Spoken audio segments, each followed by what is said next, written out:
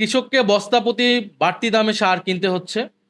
অধিকাংশ জেলায় সেটা 350 থেকে 450 টাকা অতিরিক্ত ব্যয় হচ্ছে।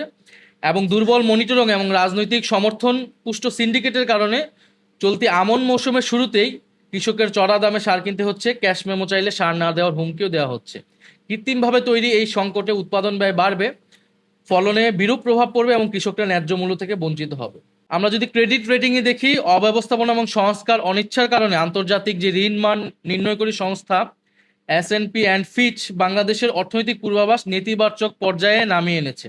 খেলাপি ঋণ আমরা জানি প্রচুর খেলাপি ঋণ ছিল, এবং খেলাপি ঋণ যাদের রয়েছে তাদেরকে সংসদেও নিয়ে আসা হয়েছে, এবং বিএনপির সাথে সংশ্লিষ্ট প্রচুর ব্যবসায়ী রয়েছে। খেলাপি ঋণ এবং পুনঃতফসিলীকরণের হিড়িক পড়েছে। শীর্ষ নেতাদেরও ফোন কলে ব্যাংকের কর্তা ব্যক্তি রদবদল হচ্ছে। আমরা দেখেছিলাম ব্যাংক রেজুলেশন অ্যাক্ট 2026-এর 18 ক ধারায় সংশোধন করে অলিগার্কদেরকে ব্যাংক দখলের সুযোগ তৈরি করা হয়েছিল। পরে বিরোধী দল এবং জনগণের প্রতিবাদের কারণে সেটা প্রত্যাহার করা হয়। এছাড়া ঋণ প্রবৃদ্ধি বাড়ছে, শেয়ার বাজারেও আমরা দেখছি অভিযোগ এসেছে, এবং সবচেয়ে গুরুত্বপূর্ণ হচ্ছে যে ব্যাংক লুটেরা তাদের প্রত্যাবর্তনের সুযোগ করে দিচ্ছে। বিশেষত আর্থিক খাত ধ্বংসকারী লুটেরা অ্যাসালম গ্রুপকে ব্যাকডোরে ব্যবসায় ফিরিয়ে আনার চেষ্টা করা হচ্ছে। সম্প্রতি অ্যাসালম গ্রুপের মালিকানাধীন এসএস পাওয়ার এক লিমিটেডের পক্ষে এলসি খোলার জন্য প্রায় 32 লক্ষ মার্কিন ডলার ছাড়ের অনুমতি দিয়েছে বাংলাদেশ ব্যাংক, এবং বিদ্যুৎ উৎপাদন সচল রাখা যুক্তিতে কেন্দ্রীয় ব্যাংক এ বিশেষ অনুমতি প্রদান করেছে। সরকারের আরেকটি প্রতারণা হচ্ছে যে মেগা প্রকল্পে যাবে না বলে প্রতিশ্রুতি দিয়েছিল নির্বাচনের আগে 2025 সালে জনাব তারেক রহমান। তখন কিন্তু একটি বক্তব্যে বলেছিল যে সরকার কোনো ধরনের মেগা প্রকল্পে যাবে না, মেগা প্রকল্প মানেই মেগা দুর্নীতি, এবং প্রয়োজনে নতুন কোনো পার্ক, হাইটেক পার্ক তারা করবে না, পুরনোগুলোতেই সংস্কার করবে। কিন্তু আমরা দেখলাম যে এই সরকার আসার পরে মেগা প্রকল্পের তারা প্রস্তাবনা দিচ্ছে এবং গ্রহণ করছে মেগা প্রকল্প। আমরা ঢাকা মেট্রো রেলের সম্প্রসারণ লাইন MRT 5 এবং MRT 1-এর খরচ ব্যয় বাড়ানো হয়েছে যথাক্রমে 126% এবং 130%। এছাড়া রাজবাড়ির পাংশায় পুরনো ফিজিবিলিটি স্টাডির উপর ভিত্তি করে, অর্থাৎ ফ্যাসিস্ট আমলের ফিজিবিলিটি স্টাডির উপর ভিত্তি করে 2.1 কিলোমিটার পদ্মা ব্যারেজ প্রকল্পের প্রথম পর্যায়ে একনেককে অনুমোদিত হয়েছে, একনেকে, যার প্রাথমিক ব্যয় 34,497 কোটি টাকা।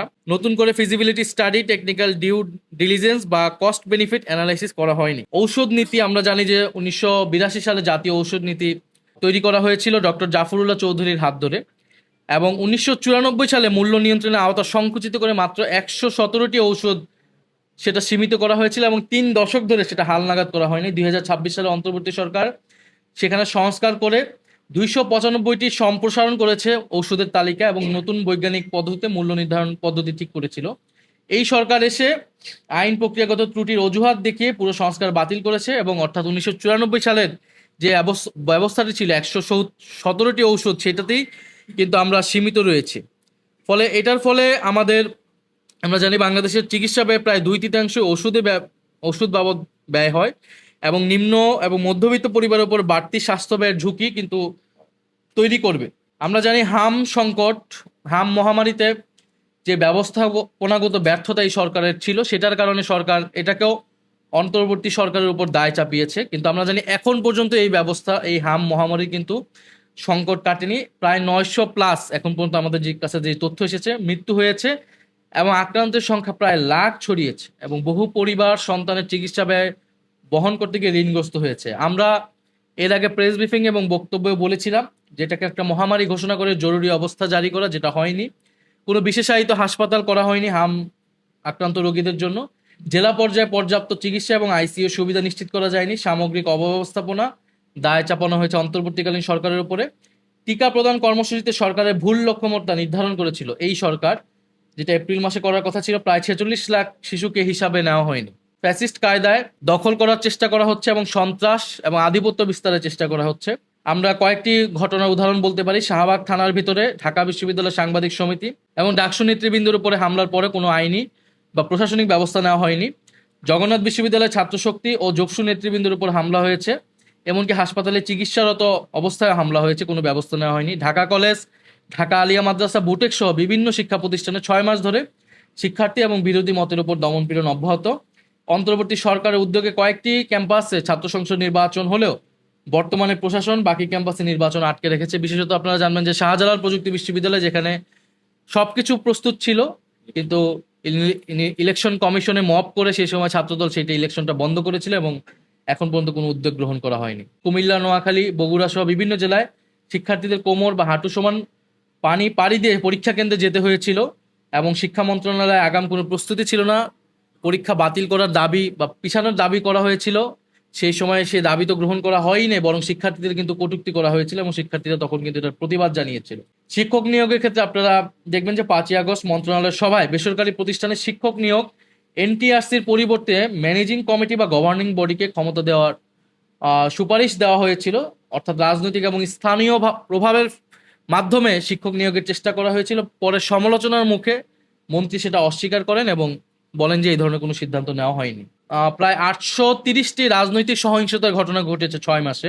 18ই ফেব্রুয়ারি থেকে 30 জুন ৮৩০টি ঘটনা, যার ৭৭০টিতেই বিএনপির সম্পৃক্ততা পাওয়া গিয়েছে। এগুলো বিভিন্ন পত্রিকা এবং বিভিন্ন মানবাধিকার সংস্থার রেফারেন্স আমরা বলছি। এবং প্রায় ৬ মাসে বিএনপি নিজস্ব দলীয় কন্দল, চাঁদাবাজির হিস্সা, দখলদারিত্ব, আধিপত্য বিস্তারকে কেন্দ্র করে অন্তত ২৭৩টি সংঘর্ষের ঘটনা ঘটেছে, যাতে ৩১ জন নেতাকর্মী নিহত হয়েছে তাদের নিজেদের অন্তর্কন্দল। আমরা যদি বিরোধী দলের ওপর হামলার ধারাবাহিকতা দেখি, বিশেষত এনসিপির উপর যে হামলাগুলো হয়েছে, নোয়াখালী ৬ আসনের এমপি এবং এনসিপির সিনিয়র মুখ্য সমন্বয়ক আব্দুল হান্নান মাসুদ সহিংসতা কবল এলাকা পরিদর্শনে গেলে হাতিয়া এলাকায় হামলার শিকার হন। ঝিনাইদহে পুলিশের উপস্থিতিতে মুখ্য সমন্বয়ক নাসিরউদ্দিন পাটোয়ারি সহ নেতাকর্মীদের উপর হামলা, আহত হয় ১৭ জন। পরে আহতদের বিরুদ্ধেই মামলা হয় এবং ৩ জনকে গ্রেফতার করা হয়, যারা ঈদের মধ্যেও কারাগারে তাদের ঈদ কাটাতে হয়েছিল। হবিগঞ্জে জুলাই পদযাত্রা শেষে সার্কিট হাউস প্রাঙ্গণে হামলা হয়, অন্তত ১০ জন নেতাকর্মী, কয়েকজন সাংবাদিক আহত হন। ছাত্রশক্তি নেতা আলিফ চৌধুরী এক চোখের দৃষ্টি হারান। কুড়িগ্রামের প্রতিবাদ মিছিলে এই ঘটনার প্রতিবাদ মিছিলে কুড়িগ্রামে অতর্কিত হামলা প্রায় ২০ জন আহত হয়েছিল। একই মাসে সিলেটে পদযাত্রায় হামলার ঘটনা ঘটে এবং আমাদের পুরো পদযাত্রায় কিন্তু বিভিন্ন জায়গায় গাড়ি ভাঙচুর সহ আমাদের ক্যামেরা, ফোন এগুলো লুটপাট করা হয়। তো এই সবগুলো ঘটনার সাথে আসলে বিএনপির স্থানীয় যে নেতাকর্মীরা তারা জড়িত ছিল এবং পুলিশ প্রশাসন কিন্তু তারা নির্বিকার ভূমিকা পালন করেছে।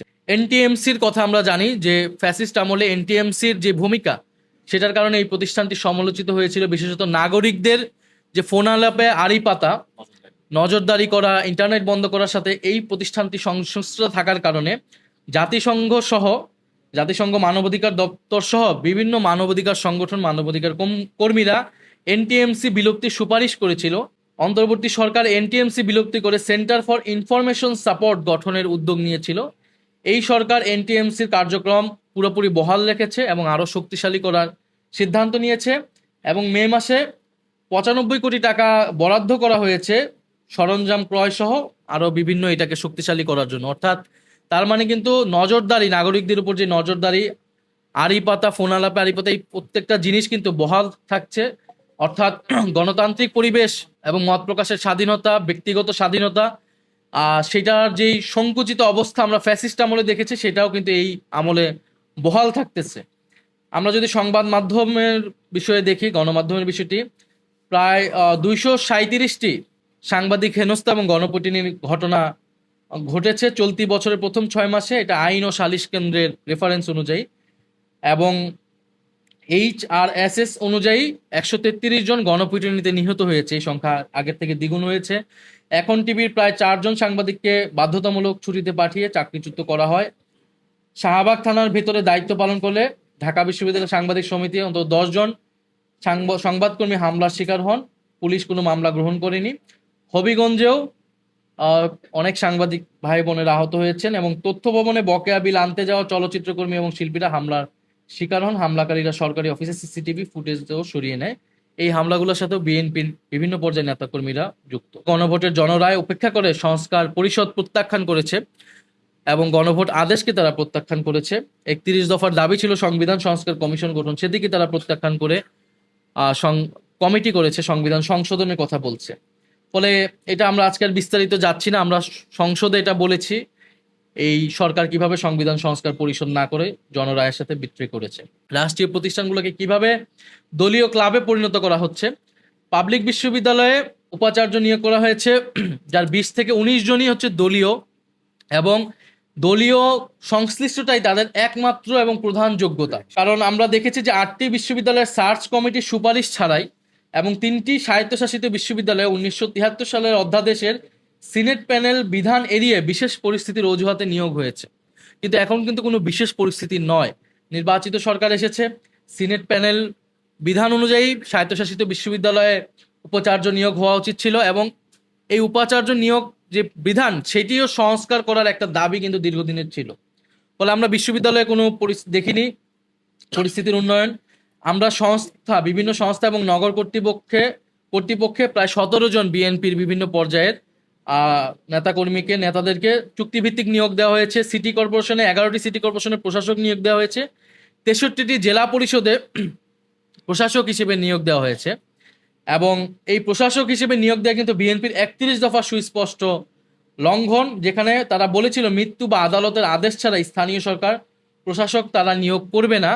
এবং আমরা দেখতেছি এই যে বিভিন্ন সেক্টরে রাষ্ট্রীয় প্রতিষ্ঠানগুলোতে নিয়োগ দিচ্ছে, এটা এক ধরনের বিএনপির যারা পদবঞ্চিত এবং যারা কি বলা যায় যে নির্বাচনে যারা হেরে গিয়েছে, এই মনোনয়ন বঞ্চিত এবং পদবঞ্চিত নেতাকর্মীদের পুনর্বাসন কেন্দ্রে পরিণত করেছে এই রাষ্ট্রীয় প্রতিষ্ঠানগুলোকে। আমরা যদি দেখি যে পারিবারিক রাজনৈতিক বিকাশের যে নতুন সংস্কৃতি এই সরকারে এসে তৈরি হয়েছে, সেটা আপনারা জানেন যে জাতীয় ক্রীড়া পরিষদে পূর্ব অভিজ্ঞতা ছাড়াই স্থায়ী কমিটির বিভিন্ন নেতা এবং মন্ত্রীদের সন্তানরা অ্যাডহক কমিটিতে নিয়োগ পেয়েছেন। একজন বিসিবি টেন্ডার এবং পারচেস কমিটিতেও আছেন। আমাদের বিস্তারিত যে ডকুমেন্ট সেখানে নাম সহ আছে। স্থানীয় সরকার প্রতিমন্ত্রীর পুত্রের কোম্পানিকে বগুড়ার বিভিন্ন উন্নয়ন কাজের ঠিকাদার দায়িত্ব দেওয়া হচ্ছে। নির্বাচনী এলাকার ইউনিয়নের নামকরণেও পারিবারিক নাম ব্যবহারের ঘটনা ঘটেছে। পরবর্তী সমালোচনার মুখে তিনি এটা পরিবর্তন করেছে। জাপানি কোম্পানির বিনিয়োগ প্রকল্পে স্থানীয় অংশীদার স্ট্যালিয়ন ক্যাপিটাল, যার চেয়ারম্যান একজন কেন্দ্রীয় নেতার পুত্র, আপনারা সবাই জানেন আমাদের স্বরাষ্ট্রমন্ত্রী জনাব সালাউদ্দিন আহমেদের পুত্র। উভয় কোম্পানির এত বড় প্রকল্প পরিচালনার পূর্ব অভিজ্ঞতার কোনো প্রমাণ পাওয়া যায়নি। তারপরেও তারা সেতু সচিবের সাথে আমরা শুনেছি পত্রিকার মারফতে যে মিটিং করেছে এবং এই সেতু প্রকল্পটিতে তারা নেওয়ার চেষ্টা করছে। এটা স্পষ্টতই কনফ্লিক্ট অফ ইন্টারেস্ট। দুদকে আপনি যদি দেখেন, দুদকের চেয়ারম্যান দেওয়া হয়েছে, প্রথমত দুদক ছিল না 166 দিন, সবগুলা প্রশাসনে জেলা পরিষদে তারা প্রশাসক দিয়েছে, কিন্তু দুদক একটা প্রতিষ্ঠান যেখানে তারা 166 দিন কোনো ধরনের চেয়ারম্যান দেয়নি। এবং এখন দিয়েছে যে যিনি হচ্ছেন একজন অবসরপ্রাপ্ত বিচারপতিকে দায়িত্ব দেওয়া হয়েছে। বিদ্যমান সংবিধানের 99 অনুচ্ছেদ অনুযায়ী আপিল বিভাগের অবসরপ্রাপ্ত বিচারপতিকে বিচার বিভাগও পদ ছাড়া লাভজনক পদে নিয়োগ দেওয়া যায় না। দুদক বিচার বিভাগীয় কোনো প্রতিষ্ঠান নয়। ফলে আমরা মনে করি এটা সংবিধানের খেলাপ হয়েছে, লঙ্ঘন করছে। এবং ন্যায়পাল 31 দফায় ন্যায়পাল প্রতিশ্রুতি থাকলেও কোনো ধরনের উদ্যোগ নেয়নি। সুপ্রিম কোর্ট সচিবালয়, যেটা 31 দফাতে ছিল, যেটা জুলাই সনদে বিএনপি এগ্রি করেছিল, কোনো নোট অফ ডিসেন্ট ছিল না, কিন্তু সেই পৃথক সচিবালয় গঠিত করেছিল অন্তর্বর্তী সরকার, সে অধ্যাদেশ বাতিল করে সচিবালয়টিকে বিলুপ্ত করা হয়েছে। এই সরকার, আপনারা জানেন, প্রথম অধিবেশনে মানবাধিকার কমিশন, গুম প্রতিরোধ কমিশন, পুলিশ সংস্কার কমিশন, এই গুরুত্বপূর্ণ যে অধ্যাদেশগুলা সেগুলো ল্যাপস করেছিল এবং তারা বলেছিল পরবর্তীতে তারা নতুন করে আইন আনবে শক্তিশালী। কিন্তু আমরা দেখলাম শক্তিশালীর বদলে এগুলো অনেক দুর্বল করে এই আইনগুলোকে প্রতিষ্ঠা করা হচ্ছে। সরকার, আপনারা যদি মানবাধিকার কমিশন আইনের জায়গায় যদি আমরা দেখি, সেটা 2009 সালের যে আইন, সেই আইনের চেয়ে দুর্বল হয়েছে। বিদ্যমান বিলে আইন শৃঙ্খলা বাহিনীর বিরুদ্ধে অভিযোগ তদন্তের ক্ষমতা কমিশনকে দেওয়া হয়নি। কমিশন কেবল সরকারের কাছে প্রতিবেদন চাইতে এবং সুপারিশ করতে পারবে। 2025 সালের অধ্যাদেশে কমিশনকে গোয়েন্দা সংস্থার বিরুদ্ধে এবং আইন শৃঙ্খলা বাহিনীর বিরুদ্ধে অভিযোগ তদন্তের ক্ষমতা দেওয়া হয়েছিল। আপনারা জানবেন যে র্যাব বিলুপ্তির দাবি ছিল দীর্ঘদিনের। বিএনপিও প্রতিশ্রুতি দিয়েছিল র্যাব বিলুপ্তি করবে, কিন্তু এখন এটাকে বিলুপ্তি না করে পুনর্গঠন করছে স্পেশাল রেসপন্স ব্যাটালিয়ন। একই, শুধু নাম বদল হচ্ছে, কিন্তু সকল কার্যক্রম একই রকম থাকছে। এবং জাস্ট স্যাংশন থেকে বাঁচার জন্য এই একটা ছলচাতুরির ব্যবস্থা নিচ্ছে। কারণ একটা বড় দাবি ছিল যে সশস্ত্র বাহিনীর কেউ এই ধরনের বিশেষায়িত কোনো প্রশিক্ষিত বাহিনীতে থাকবে না, শুধু পুলিশ বাহিনী থাকবে, কিন্তু সেই দাবি কিন্তু রাখা হয়নি। আমরা যদি আইন শৃঙ্খলা দখল এবং চাঁদাবাজির ঘটনা দেখি, যে পুলিশ সদর দপ্তর তথ্য অনুযায়ী সরকার দায়িত্ব নেওয়ার মার্চ থেকে জুলাই এই 5 মাসে থানায় মামলা হয়েছে 68,217টি, যার মধ্যে 1,539টি হত্যাকাণ্ডের, নারী শিশু নির্যাতন 9,984টি, ডাকাতি এবং ছিনতাই প্রায় 3,000-এর মতো, চুরি প্রায় 5,000-এর মতো, মাদক মামলা প্রায় 30,000-এর মতো সহ আরও বিভিন্ন ঘটনায় মামলা হয়েছে। এবং এই সময় সারা দেশে মাসে গড়ে 308টি হত্যাকাণ্ড হচ্ছে, যা অন্তর্বর্তী সরকারের সময় তুলনায় প্রায় 10% বেশি। দখল এবং চাঁদাবাজি, এটা আসলে এত আমাদের কাছে এটার রেফারেন্স এসেছে, উদাহরণ এসেছে, আমরা এখানে আর এটা দিয়ে ভারী করিনি। বিভিন্ন ব্যবসায়ী, বিশেষত ক্ষুদ্র ব্যবসায়ী, ক্ষুদ্র উদ্যোক্তারা ব্যাপক চাঁদাবাজির শিকার হচ্ছে। এবং আমরা যদি দু একটা ঘটনার উদাহরণ দিই, বাংলাদেশ টেক্সটাইল মিলস অ্যাসোসিয়েশনের 12টি প্রতিষ্ঠানে অন্তত 6টিতে ঝুট এবং শিল্প বর্জ্য নিয়ন্ত্রণকে কেন্দ্র করে ব্যবসায়ীদের হুমকি দেওয়া হয়েছে। নিউ মার্কেট এলাকায় ফুটপাত দখল এবং চাঁদা তোলাকে কেন্দ্র করে সরকারি দলের সংগঠনগুলো নিজেদের মধ্যে সংঘর্ষ করছে। কক্সবাজারে সরকারি খাস জমি দখল চেষ্টার পরে প্রশাসন ব্যবস্থা নিয়েছে। 18টি ইউএনও কার্যালয়ে হামলা, ভাঙচুর এবং হুমকির ঘটনা ঘটেছে। এটা ঘটেছে ফ্যামিলি কার্ডের যে শুমারি তালিকা এবং সুপারভাইজার পদ নিয়ে। চাঁপাইনবাবগঞ্জে আদালতে বিদ্যুৎ পরিস্থিতির সমালোচনার জেরে স্থানীয় নেতাকর্মীরা বিচারকের খাস কামরা এবং এজলাস কক্ষ ভাঙচুর করেছে। নাটোরের লালপুর এবং বাগাতিপাড়ায় হামলা ভাঙচুরের লিখিত অভিযোগ দেওয়ার পরদিনই জেলা প্রশাসককে প্রত্যাহার এবং ইউএনওকে বদলি করা হচ্ছে। অর্থাৎ মাঠ প্রশাসনকে কিন্তু দলীয় নেতাকর্মীর কথা না শুনে তাদের উপরে হামলার ঘটনা ঘটছে এবং কখনো কখনো বদলি করে দেওয়া হচ্ছে।